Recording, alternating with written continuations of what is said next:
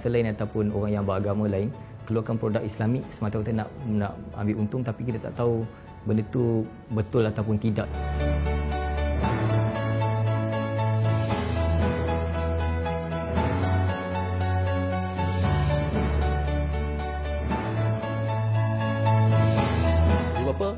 Banyak tanya soalan macam mana nak kontrol anak. Cara mereka fikir, cara mereka lihat, persepsi mereka berbeza. Bila kita buat Islamic content, kita bukan nak mengajar Islam tu sebab kita bukan cikgu.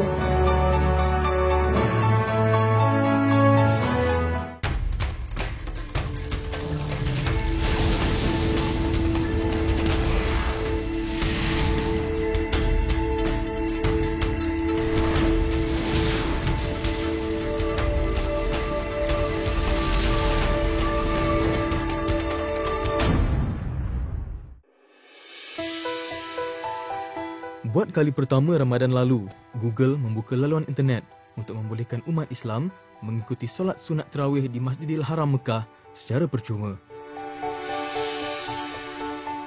Matlamatnya jelas, untuk mendapatkan sokongan lebih 1 bilion umat Islam di seluruh dunia supaya menggunakan hikmat platform internet Google. Mengapa?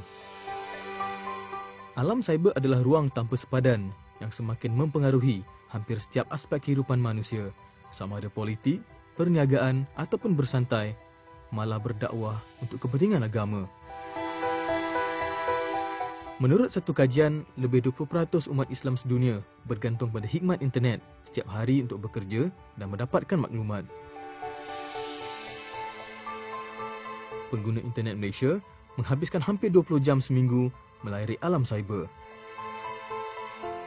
Dan dengan telefon bimbit pintar dan tablet kecil yang berupaya menyimpan pelbagai aplikasi, potensi dan pengaruh alam maya dalam kehidupan kita meningkat berlipat kali ganda. Allahu Akbar kabira, walhamdulillahi katsira, wa subhanallahi bukratan wa asila. Inilah Jom Solat, sebuah aplikasi yang dibangunkan berkonsepkan Islam. Aplikasi ini memberikan panduan bagaimana untuk mendirikan solat, ayat-ayat yang harus dibaca dan juga turut menyediakan beberapa permainan yang mudah dan menyeronokkan. Jom Solat adalah antara aplikasi agama yang semakin banyak membajiri pasaran dan merubah gaya kita berdakwah dan berkongsi ilmu. Ia dihasilkan oleh Mahmud, berusia 24 tahun, antara golongan muda kita yang bernafas dan hidup dalam alam cyber. Dia asalnya anak kampung yang berpendidikan sekolah agama sebelum melanjutkan pelajaran di Kolej Universiti Islam Selangor. Jom Solat adalah hasil keupayaan Mahmud menggabungkan ilmu pembangunan perisian dengan landasan pengetahuan agamanya. Saya mula terdetik untuk buat aplikasi Jom Solat ni apabila saya melihat anak buah saya lah yang kecil-kecil tu bermain dengan smartphone ibu bapa mereka lah.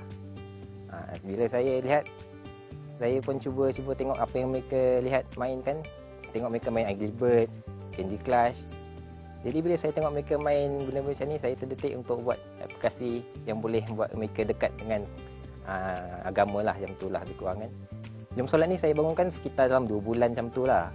2 bulan ke 3 bulan saya saya terapkan sedikit audio, kemudian saya buat beberapa permainan lah, contohnya permainan kuis lah, solat subuh berapa rakaat kat situ tu. Jadi bila budak tu jawab, bila budak kecil ni jawab, bila kalau salah je ada bunyi, kalau betul pun ada bunyi. Kat situ je mereka seronok lah untuk main benda ni. Saya kalau boleh nak tahulah apa lagi saya boleh buat untuk masa depan, nak buat lagi baik, lagi bagus, untuk sama-sama membantu meningkatkan kesedaran umat Islam ni, untuk lebih lagi untuk yang pada peringkat awal kanak-kanak ni.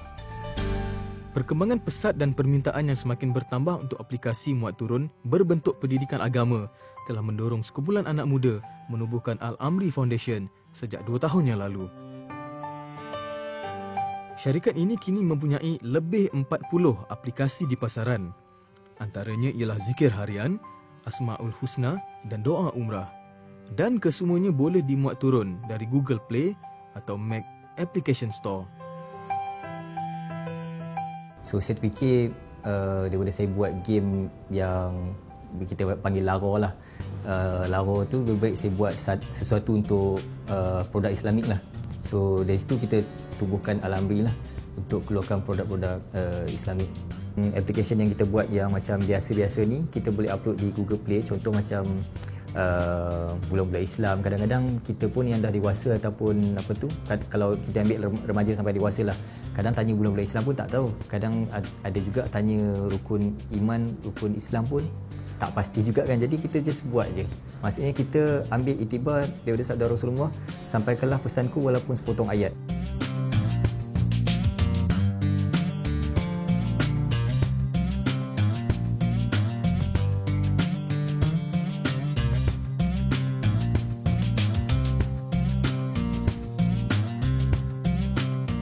Apps kita yang macam popular untuk download sekarang ni, yang rating tengah top, antaranya adalah zikir harian. So zikir harian Imam Al-Ghazali ni dia ada macam apa zikir-zikir yang patut kita baca setiap hari. Hari Ahad baca apa, hari Isnin baca apa, sampailah habis satu minggu tu.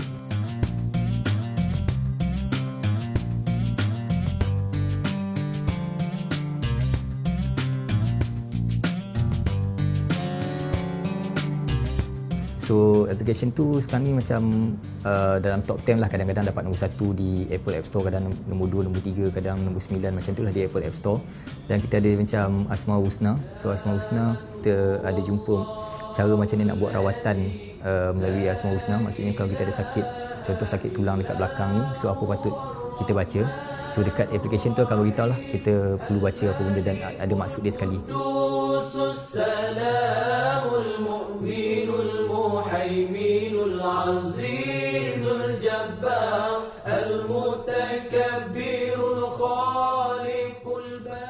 Bangsa lain ataupun orang yang beragama lain keluarkan produk Islamik semata-mata nak ambil untung, tapi kita tak tahu benda tu betul ataupun tidak je lah. So kita ada banyak doa harian bulan Ramadan, kita ada macam doa ruqyah, lepas tu ada manzil.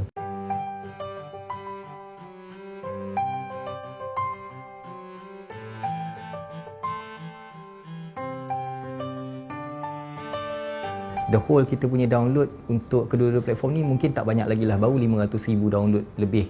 Tapi kalau kita tengok, kalau 500,000 download ni, kalau kita ambil satu family ada 3 orang dalam satu keluarga tu lah.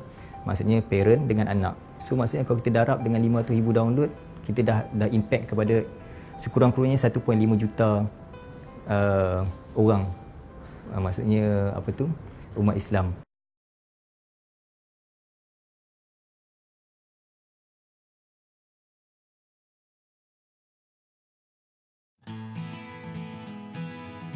Inilah syarikat Madcat, atau jika diterjemahkan bermakna kucing gila. Tapi ia adalah antara syarikat aplikasi alam cyber Islam yang terbesar di Malaysia.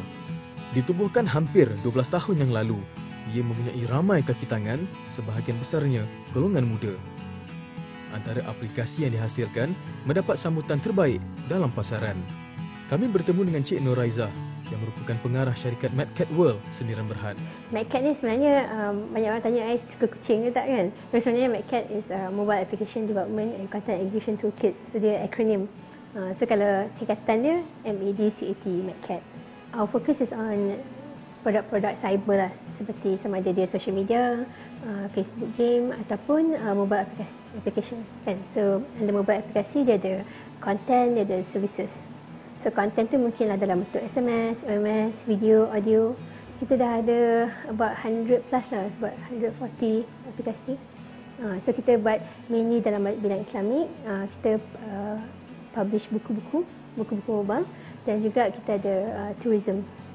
Jadi kalau kita cakap pasal projek Islamik yang terbaru kita buat ialah Al-Maksurat bersama Kuis dengan Ustaz Don. Aset kita ialah tenaga pekerja. Jadi dia modal lain tak banyak. Kan dia kena cari orang yang pandai dan orang yang suka buat benda tu lah. Dan bukan itu saja, mereka juga telah pun membangunkan satu laman sosial bercirikan komuniti Islam. Sekarang ni kita dah tak boleh capture konsentrasi seseorang tu. Kalau dia tak suka, dia tukar. Tak suka, dia tukar. Jadi sebab tu juga cara kita nak reach orang kena bertukar. So mungkin sekarang ni dia nak dengar ceramah yang kecil-kecil, yang mungkin 5 minit. Kan kadang-kadang kita nak keluarkan satu segmen tu, kita risau ada tak bid'ah dia, ada tak apa-apa. Sebab kadang-kadang sebab kita bila kita buat Islamic content, kita bukan nak mengajar Islam tu, sebab kita bukan cikgu. Kan jadi apa yang kita try nak buat ialah kita bawa lah orang-orang yang lebih pandai daripada kita. So macam Nur Muslim akan dilancarkan bersama dengan imam-imam muda dan ustazah pilihan. Perkembangan begitu pesat di alam cyber bagaimanapun telah menimbulkan persoalan bagaimana kita harus melindungi masyarakat daripada pengaruh negatif ataupun ajaran songsang yang mudah tersebar luas. Ustaz Muhammad Kamil Ibrahim yang juga merupakan seorang profesor di Universiti Taibah, Madinah, mempunyai pendapatnya yang tersendiri. Kalau kita melihat maklumat tanpa sempadan ini, saya suka memberi satu analogi yang mudah. Misalnya duit shilling. Duit shilling ni dia ada dua permukaan, ada kepala, ada ekor. Kalau kita lambung dia, jatuh kepala dia 50%, 50%, jatuh ekor pun 50%. Jadi dia dunianya begitu, seimbang.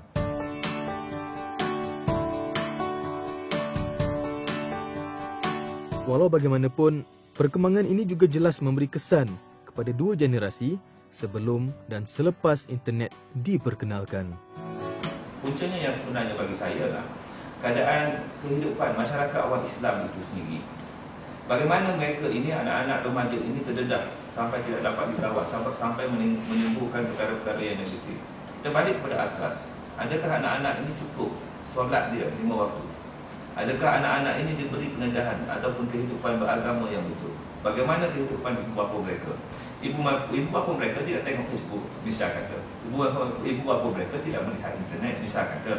Tetapi generasi yang akan datang ini hidup dia, bangun dia dengan internet.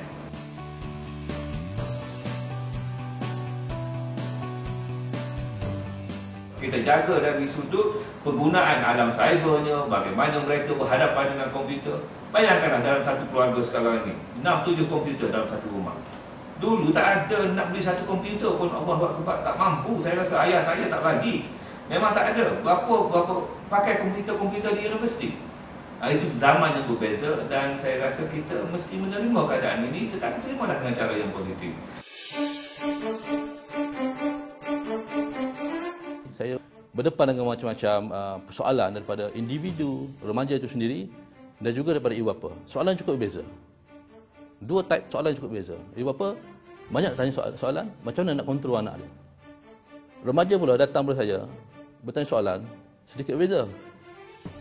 Dia kata macam mana dia nak ding ayah dia yang fikir positif negatif tentang diri dia. Duduk dalam bilik sikit, dah lama sikit dalam internet, dah fikir negatif. Menurut perangkaan, Malaysia adalah antara negara yang mempunyai pengguna internet paling ramai di Asia. Lebih 60% warga Malaysia adalah pengguna internet berbanding 20% di Thailand atau 22% di Indonesia. Bagaimanapun, pengaruh dunia internet tanpa sepadan telah menimbulkan banyak persoalan sama ada maklumat yang disebarkan harus ditapis.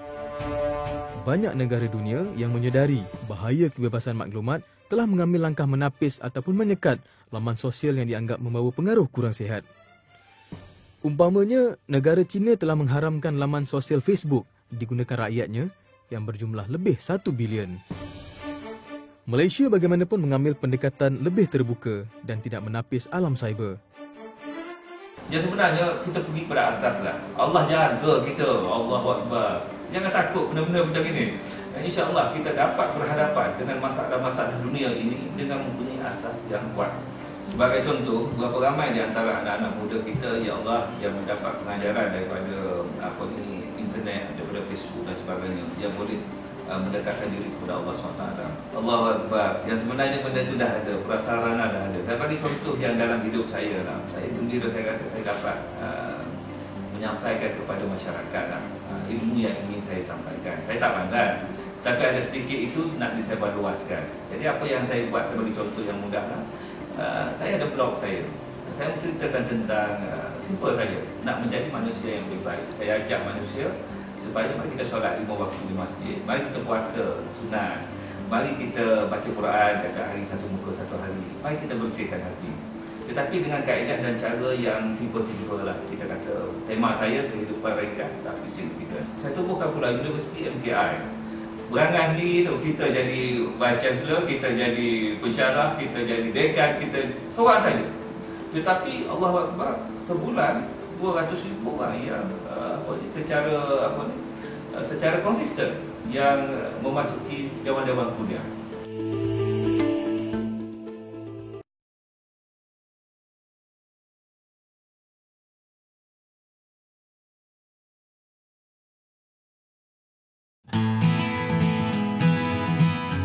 Rahman adalah antara peniaga muda yang menceburi perniagaan laman cyber yang membolehkannya bertemu pelanggan di seluruh dunia secara langsung.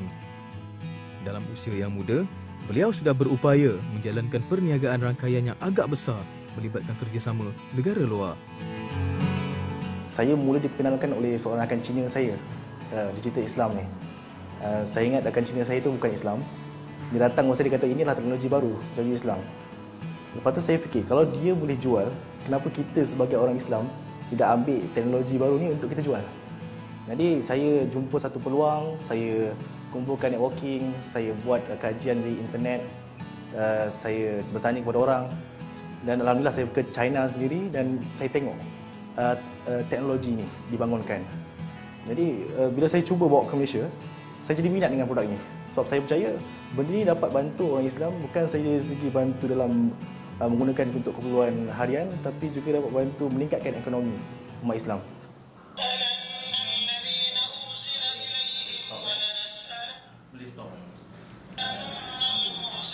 Setiap Al-Quran yang diterbitkan perlu melalui jawatan kuasa Lajnah Semakan Al-Quran Kebangsaan yang ada di dalam Kementerian Dalam Negeri lah.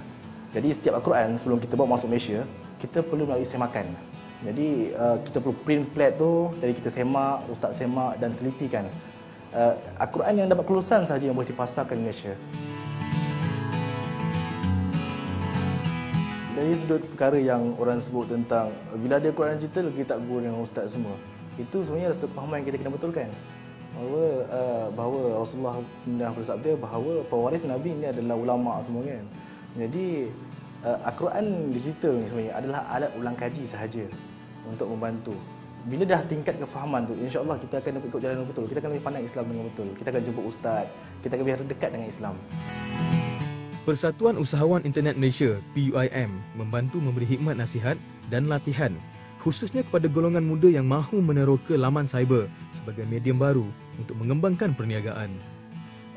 Daripada awal lagi, PUI ini wujudkan untuk membantu masyarakat, terutama sekali masyarakat dalam internet lah, yang mana fokus kita kepada muamalat ekonomi Islam lah, di kalangan orang Islam. Fokus kita kepada orang Islam.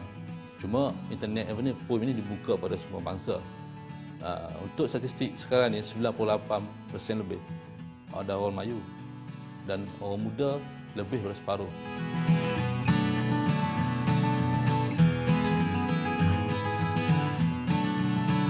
Selagi tidak ada pemahaman yang betul, selagi itu remaja-remaja yang ada sekarang ni akan berdepan dengan masalah dari segi persepsi, dari segi pandangan luar dan sebagainya terhadap diri mereka.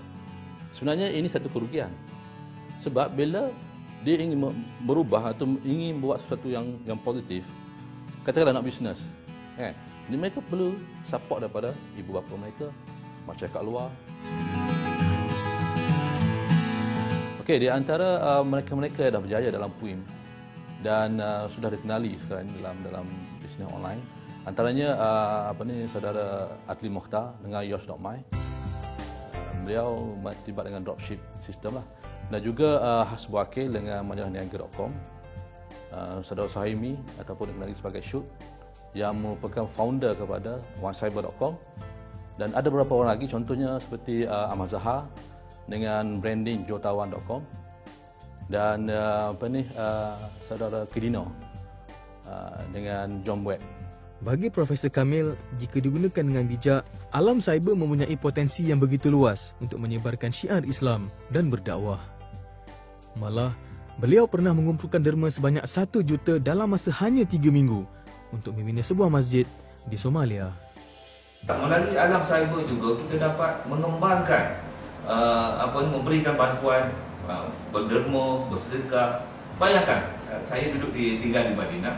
Saya masukkan dalam blog saya kata saya nak mendirikan masjid di Somalia, sebuah negara yang tanpa kerajaan. Dalam masa 3 minggu kita dapat buat koleksi 1 juta. Dan sekarang ini Somalia telah di Galkayo telah terbina masjid yang kita idam-idamkan tersebut, sudah digunakan pada bulan Ramadan yang lepas. Masya Allah, subhanallah, Allah Akbar.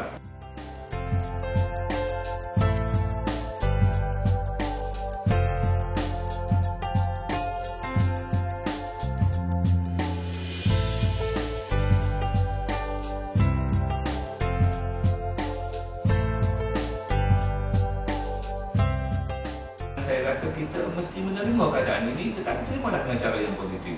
InsyaAllah, kita kata kita balik semula kepada asas tadi dalam Islam, balik kepada foundation dia, kita kuatkan yang itu, yang lain itu akan teratur mengikut keadaannya.